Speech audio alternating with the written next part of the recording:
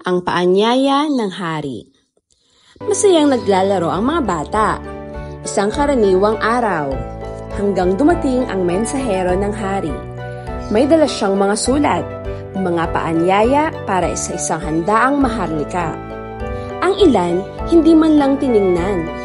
Ang isa, tinapon nito, abala sa laro. Pero si Ellie, buong puso niyang iningatan ang paanyaya.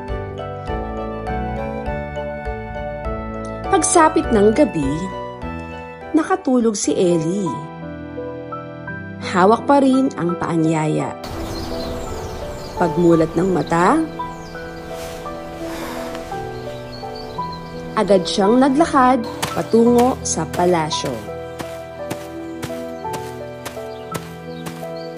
Nadaanan niya ang batang tumanggi, abala pa rin sa laro. Hindi alam ang kanyang nawala. Isa pa, nasa tarangkahan, gusto ring pumasok pero wala na ang paanyaya niya. Si Ellie nagpatuloy, hawak ang paanyaya, handang tumanggap. Bumukas ang tarangkahan.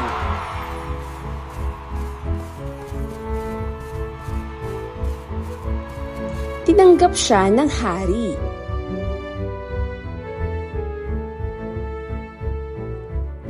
Sapagkat si Ellie tumugon sa paanyaya.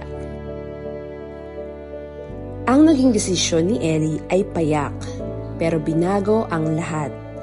Siya'y nakinig, naniwala, sumunod. Sabi ni Jesus, sapagkat marami ang mga tinawag, ngunit kakaunti ang mga nahirang. Mateo 22:14. Huwag mong sayangin ang paanyaya, maging katulad ni Ellie, tumugon sa hari.